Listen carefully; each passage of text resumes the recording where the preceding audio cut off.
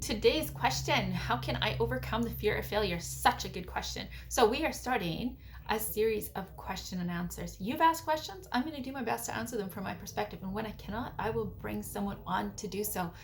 Today's question, how can I overcome the fear of failure? First of all, embrace it as a part of your learning process.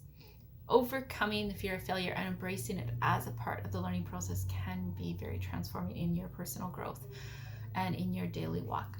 So changing perspective is the first thing. Changing perspective. Is it really a failure or is it an opportunity?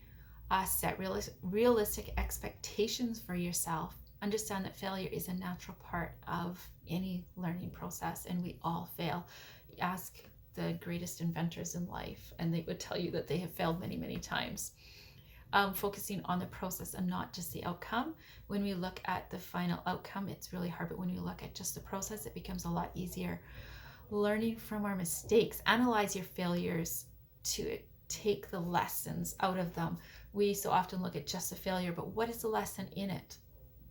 I like to look at, if I have a cup here beside me, and if I can take a different perspective by picturing that this fear of failure is the object. So I take it outside of me and put it on the outside and look at it from every different angle. Like, what is the fear? What are the challenges? Where is the fear coming from? I look at it from every different angle and it looks different and gives a different perspective. And that's how I can also learn from the fear and from the mistake. Celebrate your wins. It's huge to celebrate your wins. We often are very, very hard on ourselves, but rather look at the opportunity in it and the wins that you have made, not just the mistakes. Looking at the setback as, again, an opportunity, but also that they're not personal. They're not a part of you. It's a mistake that got made, or it's a failure that got made. It's a fear that you have, but is it actually a part of you? Take it outside of you and realize that your failure and your fear does not define you. It does not define the person that you are.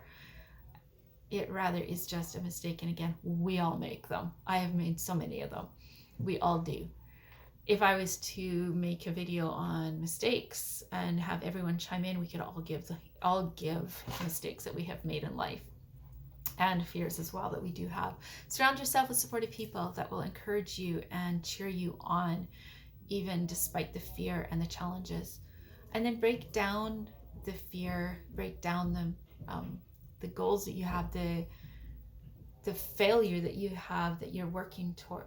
Not that you're working towards, but the failure that you're afraid of, the goal that you're working towards that you don't actually step out and do because of the fear. Break it down into smaller steps and it can seem more doable. And then a really big one is practicing self-compassion. What would you tell a friend? We are so hard on ourselves, but if you were to tell a friend words of it, you would probably talk to a friend that had a fear of failure and you would encourage them and you would be kind to them. So don't beat yourself up. Rather encourage yourself and be your own best friend. And then visualize your success. Visualize where you want to be. That can often, it's kind of like what's on the other side of this fear. If I can push through this, what's on the other side of it? Getting support and some help. Again, your tribe, but sometimes that getting a mentor, coach, counselor, someone to walk alongside you can also help and to determine where the fear is coming from and how to best overcome it. Remember that the learning and growth often involve taking risks. So be okay with risk. Be okay with facing challenges and embracing failure as a part of that process. And one final thing, I have a very strong faith, and I always invite Jesus into the situation. So inviting him into that fear, into the process, can be one of the greatest things that you will ever do. I have a picture, one time, and just in sitting back in reflection, I got this picture of I was holding a ball of yarn that was all tangled up and messy, and I had made a really big mess of it, and it was, again, reflecting, metaphorically speaking, of a mistake that I had made. And I took it to Jesus and I was like, I made such a mess of this. What can you do with this? Because I'm just making it worse. And he took that ball from me in this reflection, set it off to the side, and says, that's no problem for me whatsoever. I can deal with that. It's you that I want to spend time with.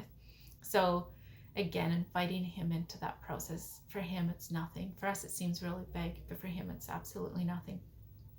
take him into that risk. I like to think of linking arms with him. Okay, I'm going to link arms here with you and take you into this challenge, into this adventure, into this fear, so that it's not so big. Anyways, again, that is your answer for today's question. I look forward to next week's question, and I look forward to hearing more of your questions and also any responses that some of you might have to this question. Love to hear from you.